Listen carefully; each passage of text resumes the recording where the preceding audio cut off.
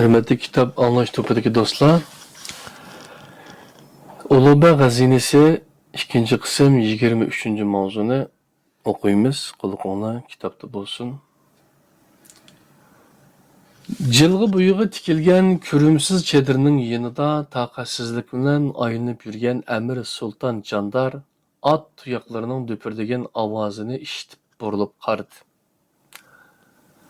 Döğünün yan bağrıdaki şalan arçıla arasıdın yorğu etini yavıdak minip Emir'nin yuğan qara argımıqını yitilip alqan böre çıkıp geldi. Böre nemi üçündür ağzı kuluğu yetip yiyip kelip atatdı.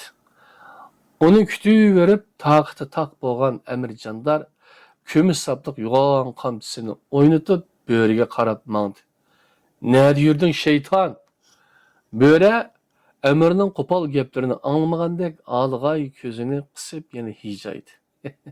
Tekrar acayip bir nesni gördüm. Emirim, acayip nesani koyup atlarını igerle. İplas, boğması keç kalımız. Emir Candar kümüş saplı kamçısı bilen kızıl hormadan tikilgen güllük ütkünün konçini çiris salap çedırga kirip gitti. Emir'nin gazeplenişi sebepsiz emas. Böre atqa ketgende texi düşüp olmagan idi. Peşin bilen jilgıdın bir top jilqa ötüp edi. Emir'nin düşüp koyulgan qara argımıqı düşekni üzüp etip jilqılarga qoşulup ketdi. Böre yorğu etini minip jilqılarını qoğlap ketdi. O jilqılarga jilgının ayaq tarafidagi köygen töpe degan qishlaqqa barganda aran yetişdi. Lekin Emir'nin qara argımıqı tutup bermey döngü qarab çaptı. Böre onu döngünün yan bağrıdaki çıtlık tam bilen kapsalgan bakka qamap aran tuttu da baya degen acayip nesini çeliktirip dank etip kaldı. Bu acayip nese Mevlana Muhiddin'nin kızı, şair Kalender Karnaqini şeyda qıgan ve nihayet Mirza Abdülatif'nin hariminden keçip yuşurunup yügen Hüsnü Cemali tengdaşsız Xurşide Banu idi. Böre qara argımaqni tizgindan tutup bağdan elip çıkıp ketiyotganida da onu Balıqanda ko'rib qaldı. To'g'risini aytganda, yiroq-yiroqlarga tikilib turgan bu pari bir ko'rindi da go'yo biror shapa sizib qolgan ohudek urkib g'oyib bo'ldi. Lekin och qizil ipak ko'ylak kiyib, yuziga zar püpüklük nepiz yağlık yapıp algan bu Nazinin bu yerlerde şunçilik yat ve şunçilik güzel idi ki Böre gerçi onu hiç kaçan körüp bakmagan bolsumam onun Kalender Karnaqini aqlidan azdıgan Şahzade Abdülaziz Emir İbrahim Beg'nin oğludan tartıp algan emdilikte Mirza Abdülatif bilen Emir Candar izlep yügen aşu perizat ikirlikini peres kıldı. Böre bu tengdaşsız güzel sahip Cemal'ın keçişiga üzü yardım bergen bolsumu Kalender Karnaqi'nin onu qayerga yuşurup qo'yganligini bilenmey hasret işide yürgen idi. Bugün Ahmet kelip bu sırnımı bilip aldı. Onun Irak dilla hicip kelişimi şu sebepten idi. Böre bu hoş haberini Emir'e yetkizip onu xursand qilish niyetida edi. Lekin beshiga mingiz chiqsa o'z egisini ustuydigan bu eshak uning gapiga quloq solmadi. Aksicha itdek kapshidi. Bir jihatdan bu kalining shundoq qilg'ini yaxshi bo'ldi. Böre bu maxfiyatlikni undaq arzonga sotmasligi kerak-da. Emir Candar bilgi kılıçını esip çedirden çıktı. O 5-10 qaraqçının yığınıga emas, güya kök sarayga, Mirza Abdülatif'nin huzurida bulungan harbiy kengashga qatnashqili ketayotgandek zarbab to'nini kiyib, kumush kemirini bog'lab olgan edi. O qapqili turgunicha gurs minib kelib, tipirlab turgan qara arg'amiqining cho'lvuridan tutdi da Alğayının yardımı bilen yuğan gövdesini igerge taşlap, etini kamçıladı. Gün oltuğan bolsumu, qarılıq çoqqularını qaplagan şəpəq texi öçmügen. Həmmə nəsə asmanga taqaşqan tağlar, köp-kök arcı zarlıq qaptıllar, şaqırab iqvatqan sular, bu şəpəqnin şoğlusida acayip bir mənzərə peyda qılatdı. Tağı taşlarla emas, hətta gül giyahlarmı altundek cülalanıp meyin tavlanadı. Çeksiz süzülgan otlaqlar şamalda birdem kök sarğuç ipekte kürünse, birdem qızğuş tüsке kirip val-vul çaqnaydı. Kökte, köz yetmeydiğen igizlikte sopi torgaylar viçirlaydı. Tağ taşlar üstüde kektikler sayraydı. Gahi da at tuyakları astıdın kırgavullar pur etilip çıkarttı. Lekin semizlikidin köp uçalmay, özlüğünü yerge pok taşlaydı. At tuyakları astıdın her qitim kırgavullar uçup çıkkanda çoğunqur xiyalgı çömgen Emir Candar qattiq çöçüp ketetti de içide açıqlap qo'yatdi. Lekin sel ötkendin kin yine xiyalgı çömetdi. Emir'nin keyinde kalmayı dep yorgu etini tınmay kapçılap kilovatkan böğrü bolsa, Tusattin yuluqturup qalğan balıqandaki senem toğrusida oyunlattı. Bir körünüpla gayip boğan o nazinin, onun köz aldığının zadıla nerik etmeydi. Onunla nazinin bir dakika namayen bolsa, bu keng cihan çaknap ketkendek tuyulattı. Böyle, bu mislisiz güzelini dep, Kalender Qarnaqining terki dünya buluşidiki, Emir İbrahim Beg oğlunun qatl qilinishidiki, Mirza Abdullatif, hatta Emir Sultan Jandarning mo dağlı qilishidiki sabablarning hammasini faqat endi tushundi. Lekin o hazır ko'zini quyosh nurida qamashtirayotgan bu miskin sanam to'g'risida emas, ko'proq Emir Sultan Jandar to'g'risida o'yinlatdi. Böyle aldıda at çaptırıp kitavatkan Emir Jandar'ның tağardek yuğan gövdesiga tikilginicha kitib etib, onunğa bu xush xabarni yetkizmegenligini o'ylab suyunetdi. Mana 2 haftadan oshdi. Abu Said Mirza zindandan qochib ketgandan buyon Emir Sultan Jandar Tarxan Şahzadening achchiqidan qo'rqib, bu yerlarda kun o'tkazib yurdi. Emir bilen billa böğremi kaçtı. Onunla kaçmay amali yok idi. Çünkü o dastlabki vaqtlarda Şeyh Nizamettin Hamuş'tan korkkan bolsa, keyingi kunlarda Şahzadening onundan gumonlanıp yurganligini sezib qaldı. Ular poytaxtda turolmay tog'larga qochib kelganda, giyohlar texi amdila unib chiqqan edi. Mana endi otlar tizden eşip, tağdaki yavu ürüklerinin g'o'risi maşdek bulup ketdi. Ular kishilarning nazaridan yiroq bu tağlarda yovvoyi hayvonlarda kun kechiradi. Shahzodaning paylaşları bilan lashkarlardan qo'rqib yurgan Emir Jandar bir joyda muqim turolmay, u jilg'idan bu jilg'iga ko'chatdi. Gah g'arlarga kirib olsa, gah o'yman yerlarga tushib, eski çedirini tikkizip, yuşurunup yatattı. Böyle bolsa, kündüzü ovlap, kırgavul etip, hocayını bakattı.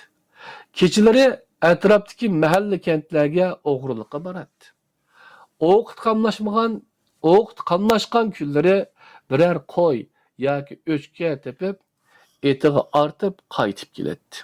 Lekin, keyingi vaqtlarda Ürüktükке çıkışma xatarlik bulup kalgan idi.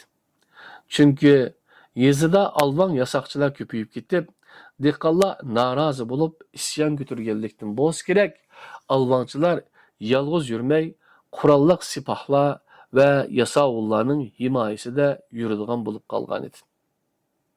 Emir Jandarmı cim yatmaydı.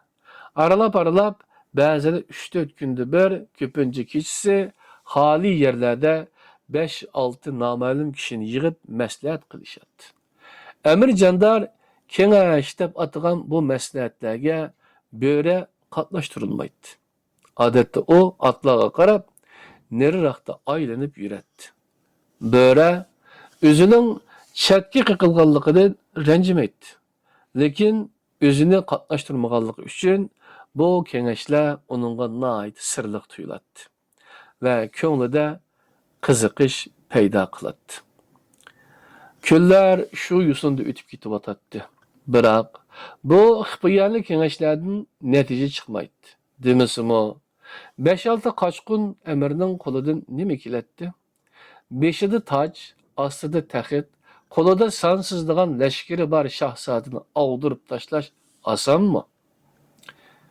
Keyingi kunlarda bo'rining beshini ko'p qatug'an bu xiyollar bugun uning kallasidan zodala chiqmadi. Mana o hozirmi oldida ketayotgan amirning yo'g'on gavdasiga qayta tikilgini ketib etib, to'satdan kallasiga bir o'y keldi-da, a'zoyi badani titrab ketdi.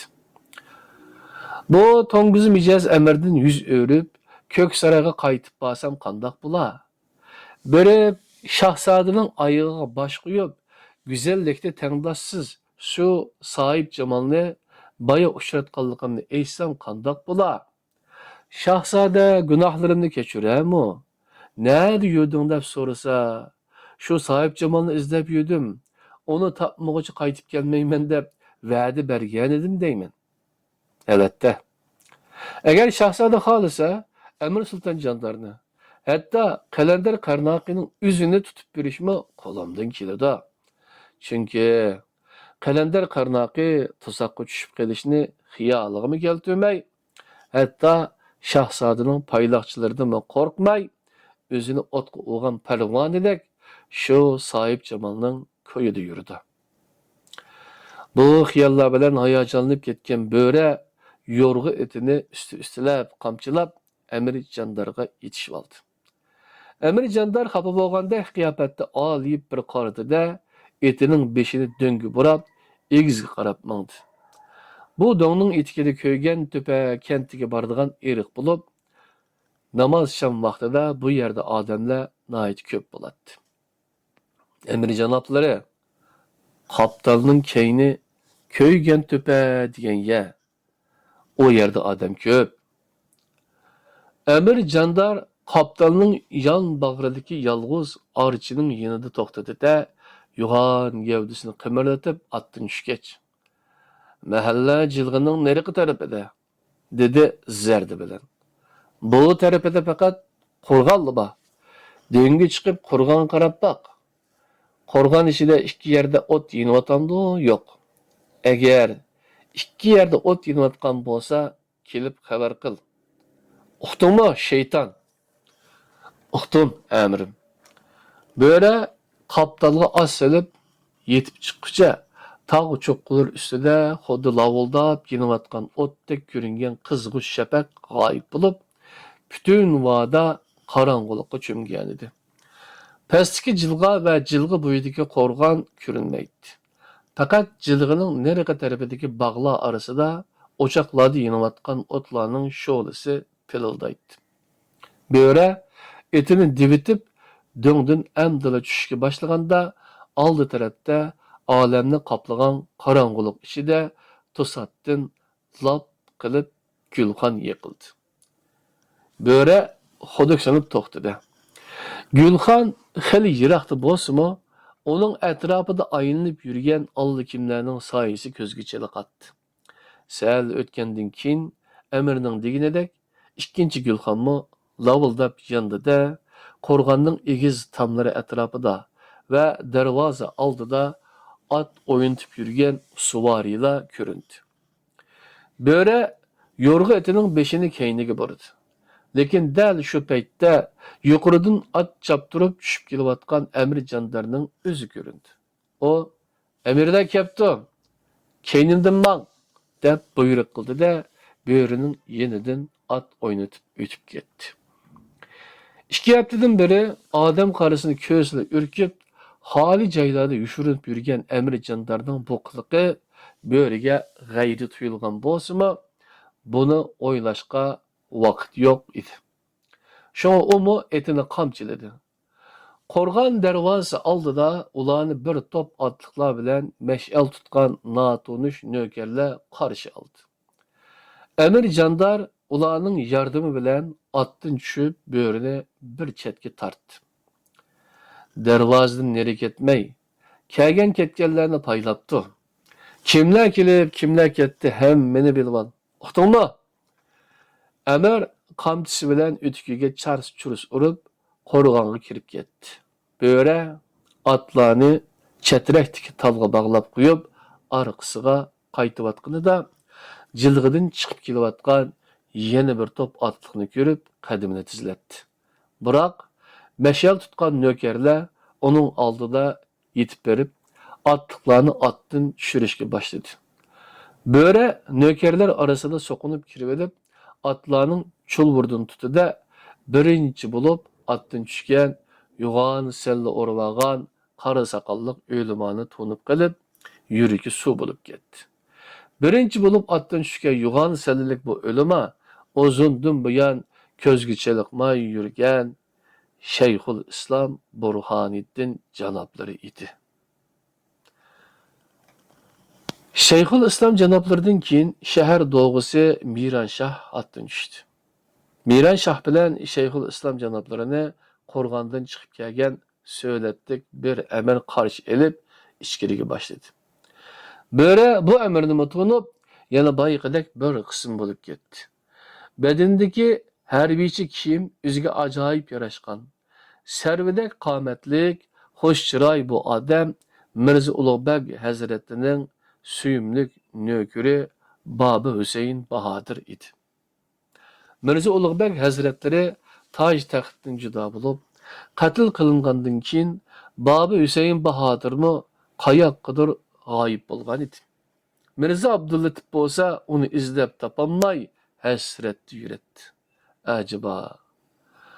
Bu namdar davlat arboblari, harbiy amaldorlar, din peshvolari, beg va begzodalar bu eski qo'rg'onda nima qiladigandı? Emir Jandar degan cho'ng kengashda qandoq bitim tuzildigandı. Bo'ri qorong'udan foydalanib, darvozada turgan nökerlarning ko'zini bo'yab, qo'rg'onga g'appida kirib olmoqchi bo'ldi. Lekin nökerlardan biri kirib qilib, yo'lini to'sdi. Bo'ri asta minib, atlarning qishiga qaytib bordi va chopidini shivoqliqqa selib, yon boshladi. Kengashga chaqirilganlar kelib bo'lgan bo'lsa kerak, darvozada turgan nökerlar qo'llaridagi mash'allarni o'chirib, qo'rg'onga kirib ketishdi. Qo'rg'ondagi gulxonlarmi o'chirilgan bo'lib, faqat bir joyda yeniyotgan o'tning sho'lisi ko'zga chaliqatdi. U yerda kavob pishirilayotgan bo'lsa kerak. Qo'rilgan go'sht va piyozlarning purqi dimoqqa güp urilib, bo'rining ishtihosini qo'zg'aydi. Bo'ri o'ngdisiga yetib, osmondagi yulduzlarga tikildi. Osmondagi sonsizligan bu oq yulduzlar go'yo uningga ko'z qisib zanglik qilayotgandek. Ular go'yo yulduz emas, olamning sirlarini biladigan allaqandoq jonliq narsalardek tuyuldi. Mirza Ulug'bek hazratlari qaltis talant egasi va bu cheksiz koinotning hamma sirlarini biladigan jahon donishmani deb qaralg'achqa, o'lima oqsoqollar u muhtaram zotni ham yomon ko'ratdi, ham uningdan qo'rqatdi. Amaliyotda bu so'zda bir hikmat bordek qiladi. Chunki u jahon donishmaniga dushmanlik qilganlarning hammasining holi xarob bo'ldi. Mirza Ulug'bek hazratlariga tig' ko'targan tuzkurlarning biri Said Abbas edi. Omo Haq Taoloning g'azabiga uchradi. Hazreti oliylarining tuzini yeb, tuzliqiga chiqqan qanchilagan amir baglarmi jinidan judo bo'ldi. Navbat endi shahzodaning o'ziga keldi. Bo'rining kallasiga boyiqi yo'ldagi xiyollar kelib olib, tini shurkinib ketdi. Yo'q, ota qotili degan batnomni ilib, Qarg'ishda qolgan bu qonxo'rga bosh egib bo'lmaydi.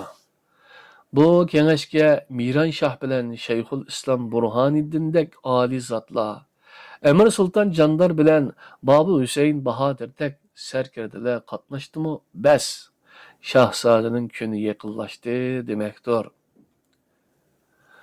Bo'rining ko'nglini xuddi vodini qoplab olgan zulmatga o'xshash g'am bosdi. Kallasiga bu jahannamga hech kimni saq qo'ymaydigan bu ikki o't orasiga nimishqmi tushib qoldi degan fikr kelib, ko'ngli to'limi bearam bo'lib ketdi.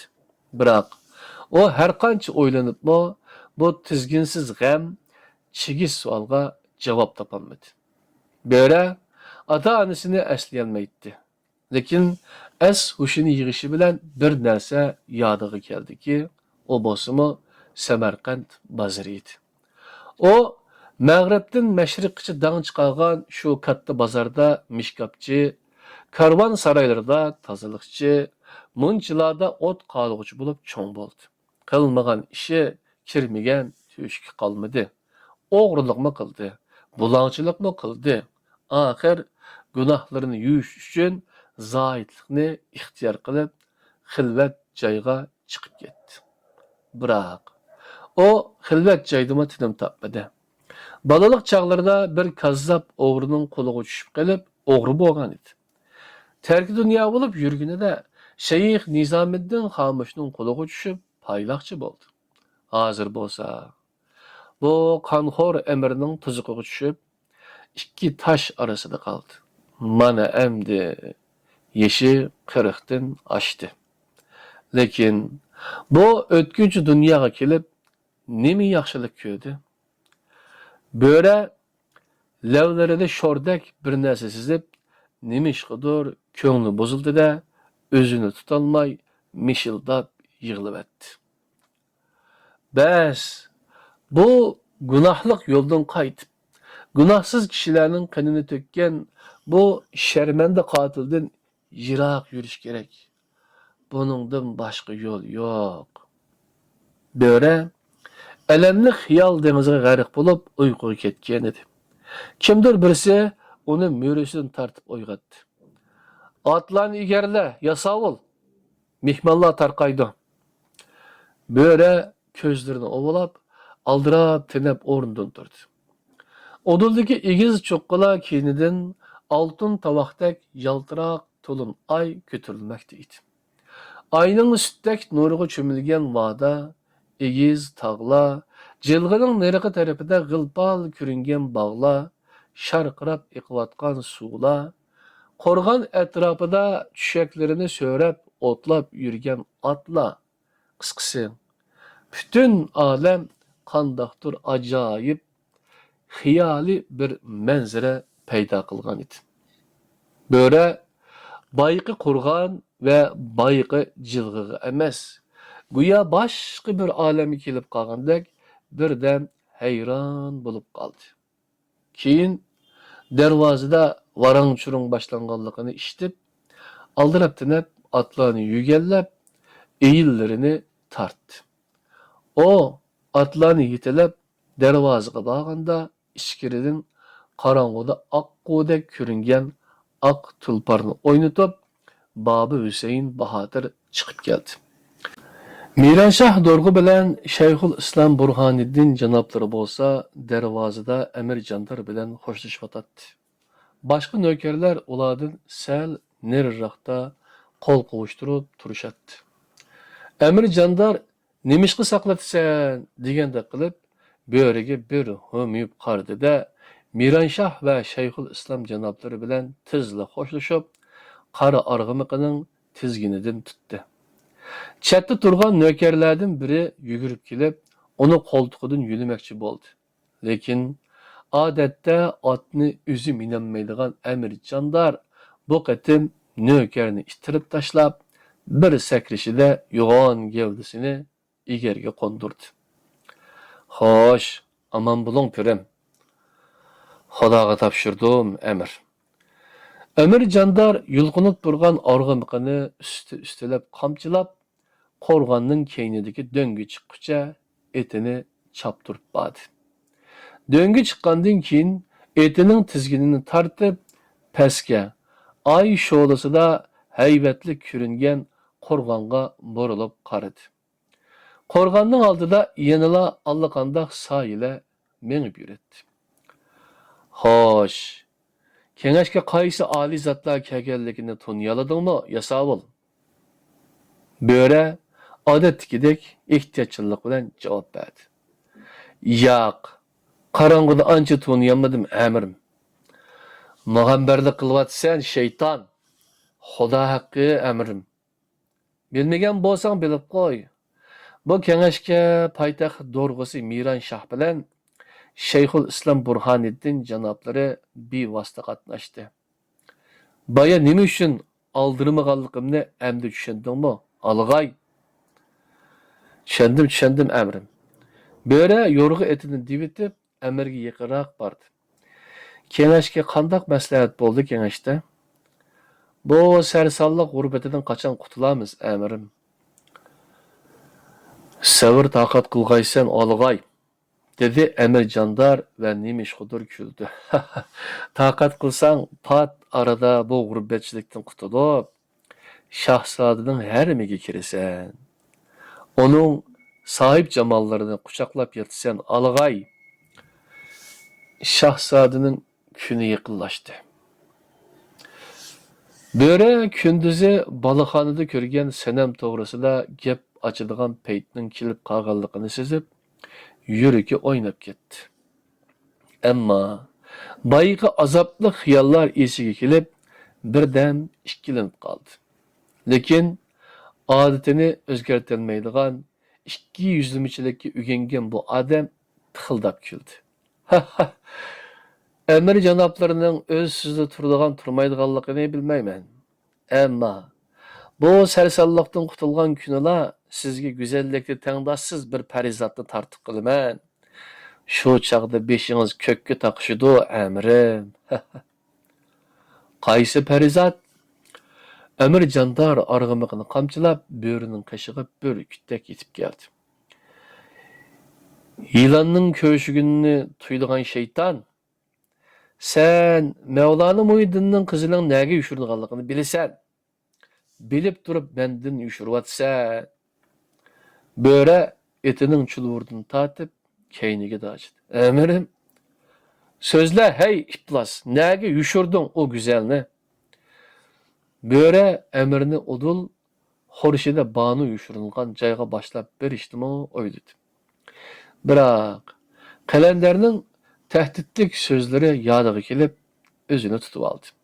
Agar banu yushirilgan joyini aytib bersa, bu Shahvoni Qotaz uni hozirla bu xatarlik ishga buyurishdan yaltaymaydi. Amirim, bu sarsalliqdan qutulgan kuni 5-10 nökər bəsiniz, bəs. Onu tepkiləmən. Lekin o güzelini hazır izleştin paydası yok. Emir özüçe açıklap udunşidi. Andın. Ət emas ögünlükке telefon boyucu nökerlerden birimen, dedi. Cezmen tefkilerlemsen şeytan. Cezmen, amirim. Qadirli qarindoshlar, Ulug'bek g'azini 2. qism 23. mavzu tamam bo'ldi. 24. mavzuda görüşümüz. Xushvaqt bo'linglar.